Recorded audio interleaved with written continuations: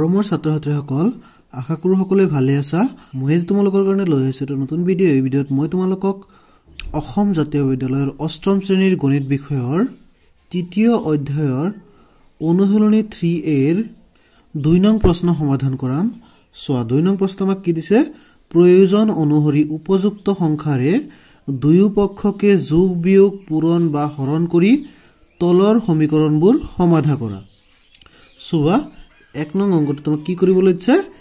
x + 11 = 5 ইয়াৰ পৰা আমাৰ কি x ৰ মানটো উলিয়াব লাগে আৰু ইয়াতে আমাক কৈ দিছে যে উভয় পক্ষত হয় যোগ কৰিব লাগিব নহলে বিয়োগ পূৰণ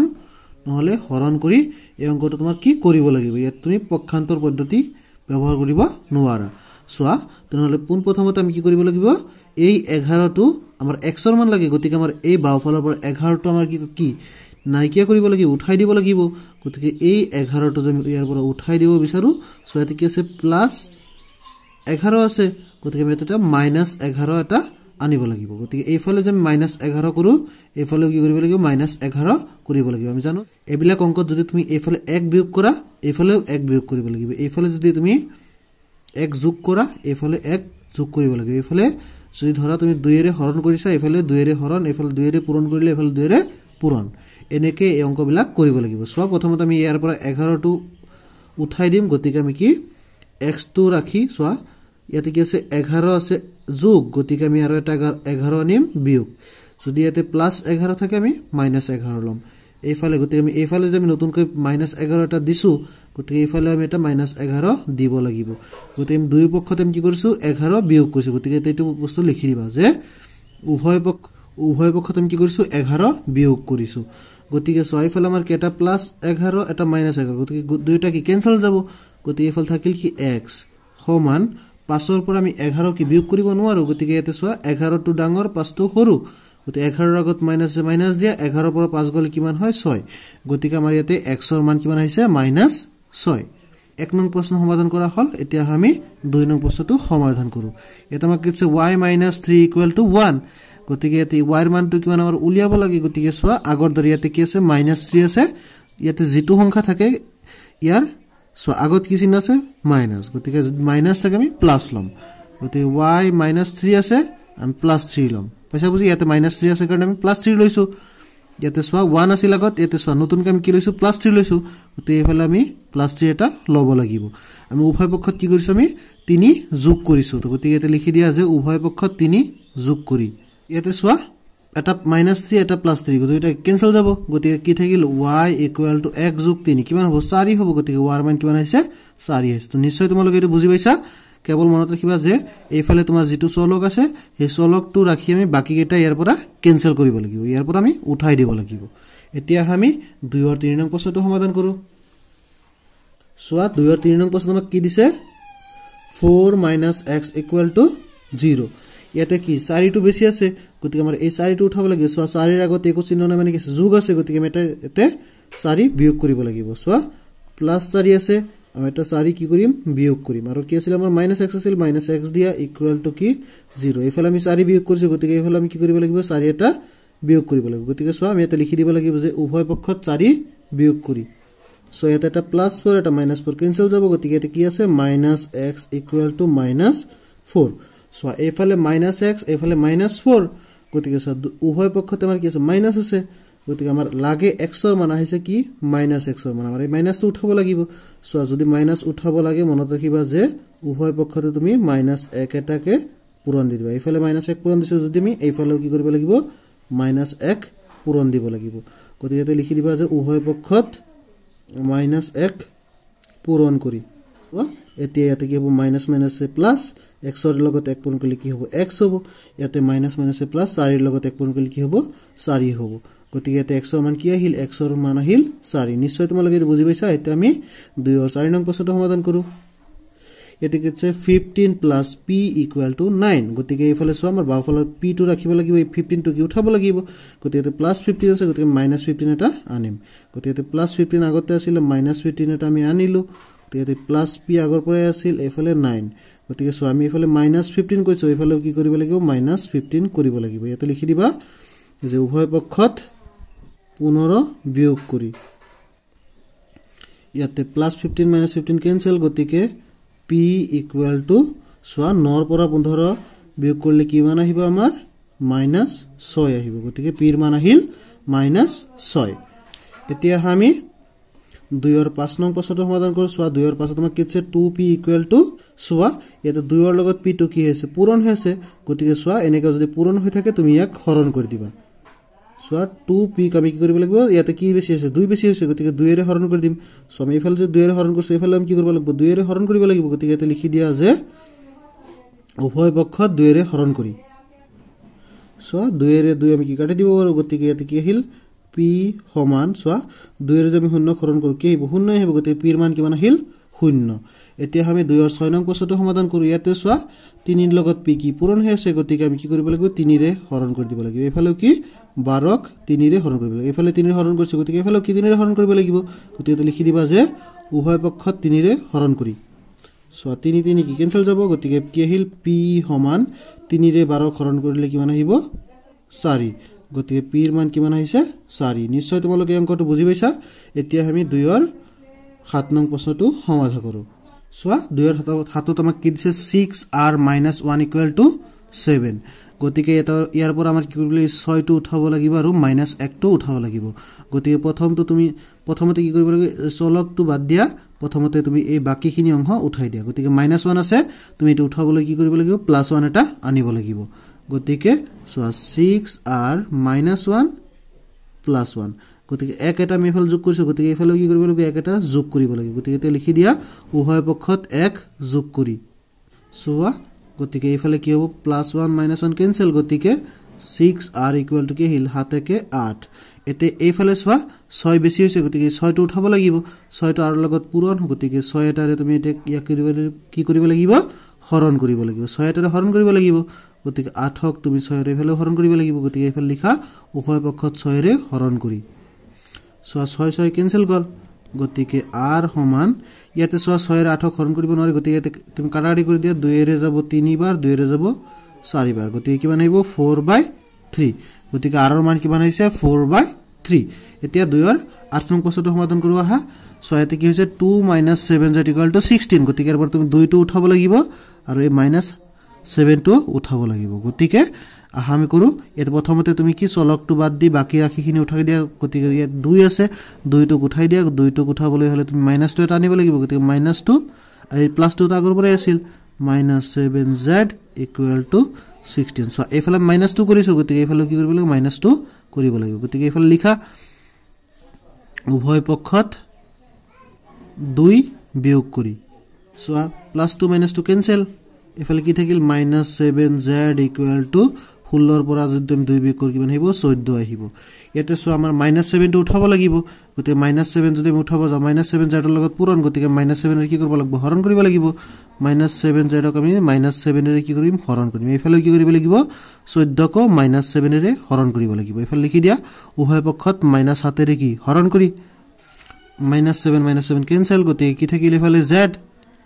এফালে সোৱা হাতেৰে 14 কিবাৰ 2 বাৰ গতিকে এফালে কি আহিল -2 গতিকে z ৰ মান কিমান আহিছে -2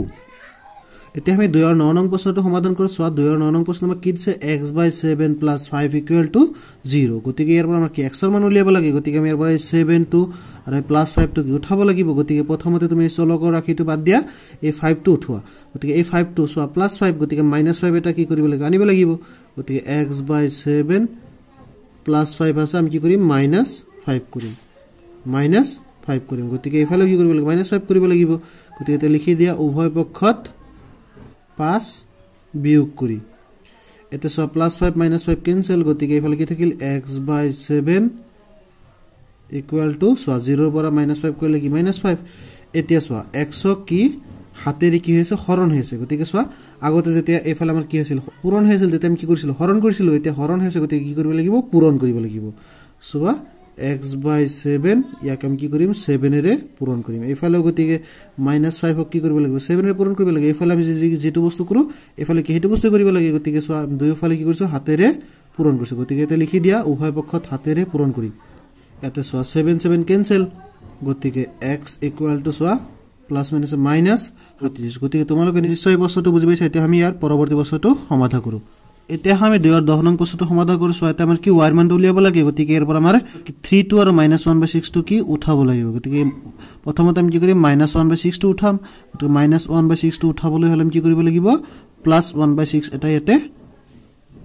আনিব লাগিব গতিকে আমি ইয়াতে কি লিখিম y/3 -1/6 +1/6 আমি এফালে কি কৰিছো 1/6 এটা প্লাস কৰিছো গতিকে এফালে আমি কি কৰিব লাগিব +1/6 এটা কৰিব লাগিব গতিকে এটা কি কৰিলো দুইফালে আমি কি কৰিছো 1/6 যোগ কৰিছো গতিকে এটা লিখি দিও উভয় পক্ষত 1/6 যোগ কৰি ইয়াতে সোয়া +1/6 -1/6 কেনসেল যাব গতিকে এফালে কি থাকিল y/3 = 1/6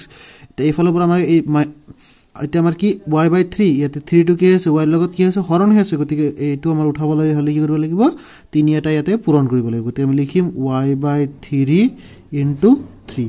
এইফালে কি 1/6 * 3 উভয় পক্ষত আমি 3 কি কৰিছো পূৰণ কৰিছো এটা লিখি দিম উভয় পক্ষত 3 পূৰণ কৰি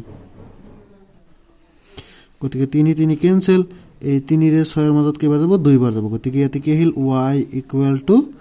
1/2 y এর মান কিমান আহিছে 1/2 আহিছে নিশ্চয় তোমালোকে এই প্ৰশ্নটো বুজি পাইছা এতিয়া আমি ইয়াৰ পৰৱৰ্তী প্ৰশ্নটো সমাধান কৰো সোৱা 2 আৰু 11 নং প্ৰশ্ন আমাক কি দিছে 2z/5 + 2/3 = 2 ইয়াৰ পৰা আমাৰ কি 2/5 2/3 বিলা কি উঠাব লাগিব গতিকে প্ৰথমতে আমি কি কৰিম এটো উঠাই লম সোৱা এতে কি আছে 2z/5 plus 2/3 আছে গতিকে আমি এতে কি কৰিম -2/3 কৰিম এইফালেও কি 2 এতে -2/3 আনিছো গতিকে এতে কি কৰিম -2/3 আনিম গতিকে দুই ফালে আমি কি কৰিছো 2/3 কি কৰিছো বিয়োগ কৰিছো গতিকে এতে লিখি দিম উভয় পক্ষত 2/3 বিয়োগ কৰি এতে সোয়া +2/3 -2/3 কেনসেল যাব গতিকে এতে কি থাকিল 2/5 z = এতে সোয়া কি আছে 2 - 2/3 এতে তলতে কোনে মানে 1 আছে গতিকে 2 আৰু 1 ৰ লহাগু কিমান 3 1 কেৰে 3 মাজত যাব কিবাৰ 3 বাৰ 3 ৰ লগত ওপৰৰ 2 পূৰণ কৰিলে 6 এতে বিয়োগ 3 ৰে 3 ৰ মাজত 1 বাৰ 1 ৰ লগত 2 পূৰণ কৰিলে কিমান 2 এতে সোয়া আমাৰ কি আছে 2/5 z আছে সোয়া আমাৰ z টো ৰাখিব লাগে 2/5 টো ইয়াৰ পৰা কি আমাৰ উঠাব লাগিব গতিকে সোয়া 2/5 যে আমি ইয়াৰ পৰা উঠাব খুজো সোয়া 2/5 টো z ৰ লগত পূৰণ আমি এতি কৰিব লাগিব 2/5 এটাৰে কি কৰিব লাগিব হৰণ কৰি দিব লাগিব সো এতে 6 ৰ পৰা 2 মাইনাস কৰিলে 4 এফালে কিমান 3 সো এফালে আমি 2/3 হৰণ কৰিছো গতিকে এফালে কি কৰিব লাগিব 2/3 ৰে হৰণ কৰিব লাগিব এতে লিখি দিব লাগিব যে উভয় পক্ষত 2/3 ৰে হৰণ কৰি এতিয়া সোয়া এতে হৰণ হৈছে বিলাক আমি পূৰণ কৰিলাম প্ৰথমতে 2/5z * 5/2 সো হৰণক আমি পূৰণ লিখিলে এটো কি হৈ যায় উল্টি যায় গতিকে 5 টো ওপৰত গল 2 টো তলত আহিল ইয়াতে হৈ একেদৰে 4/3 সো ইয়াতে আমি হৰণৰ ঠাইত পূৰণ লিখিছো গতিকে 3 টো ওপৰত যাব 2 টো তলত আহিব গছ এতে আমি কি 5 এৰে 5 কেনসেল কৰো 2 ৰে 2 কেনসেল কৰো আৰু ইয়াতে 3 ৰে 3 কেনসেল কৰো 2 ৰে 4ক 2 ৰে 4 কি 2 বাৰ গতিকে ইয়াতে কি থাকিল z সমান এফালে কি আছে 2 গতিকে z ৰ মান কিমান 2 এতিয়া আমি 2 আৰু একেবাৰে হেকৰ প্ৰশ্নটো সমাধান কৰিম সো এটা আমাক কি দিছে 3/7y - 5/4 = 2/3 সো ইয়াৰ পৰা আমাৰ কি y ৰ মানটো লাগে গতিকে আমি 3/7 - 5/4 এবিলাক আমি কি বাওফালৰ পৰা উঠাইব লাগিব সো পোন প্ৰথমতে আমি কি কৰিম এই চলক থকা ৰাখিটো বাদ দি প্ৰথমতে আমি এইটো উঠাই লম সো এতে -5/4 আছে এটা আমি প্লাস কৰিম কি 5/4 গতিকে সো 3/7y - 5/4 আছে গতিকে আমি কি দিম +5/4 গতিকে আমি এফালে যদি প্লাস কৰিছো 5/4 এফালে কি কৰিব লাগিব প্লাস কৰিব লাগিব 5/4 গতিকে এটা লিখি দিব লাগিব যে উভয় পক্ষত 5/4 যোগ কৰি গতিকে এফালে +5/4 -5/4 কি কেনসেল যাব গতিকে এফালে কি থাকিল 3/7y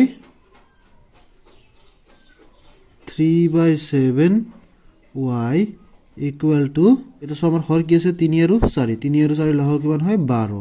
তে সোয়া এতিয়া এই 3 ৰে 12 ৰ মাজত 4 বাৰ 4 ৰ লগতে ওপৰৰ আমি 2 2 পূৰণ কৰি কিমান আহিব 8 আহিব তাৰপিছত চোৱা ইয়াতে কি আছে যোগ 4 ৰে 12 ৰ মাজত 3 বাৰ 3 5 গুণ 15 লিখিলা গতিকে কি আছে 3/7 y ইকুয়াল টু চোৱা 8 আৰু 15 কিমান হয় 23 তলত কিমান 12 এতে চোৱা এটা মানে 3/7 টো কেনসেল কৰিব লাগে গতিকে চোৱা এটা আমি এই 3/7 টো কেনসেল কৰিব বিচাৰো চোৱা আমি এটা কি কৰিব লাগিব 3/7 y আছে চোৱা এটা পূৰণ কৰিব লাগিব চোৱা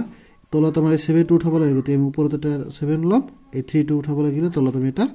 3 লম চোৱা এটা 7 কেনসেল 3 কেনসেল যাব এইফালে কি হ'ব লাগিব 23/12 আছিল গতিকে সব ফেলে আমি নতুনকৈ কি দিছিল 7/3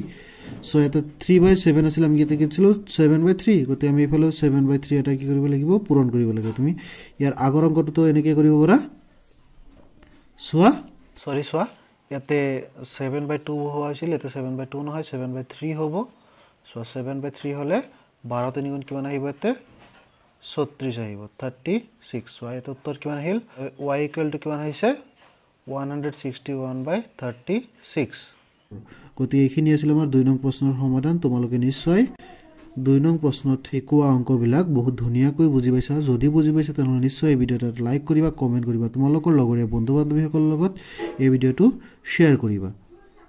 আৰু যদি তুমি এই ভিডিওটো আজি নতুন আহিছে তেনে নিশ্চয় এই চেনেলটো সাবস্ক্ৰাইব কৰিবা আৰু কাষত থকা ঘণ্টাৰ বাটনটো দবাই দিলে পৰৱৰ্তী ভিডিও নটিফিকেশন তুমি সোনকালে পাব পাৰা ধন্যবাদ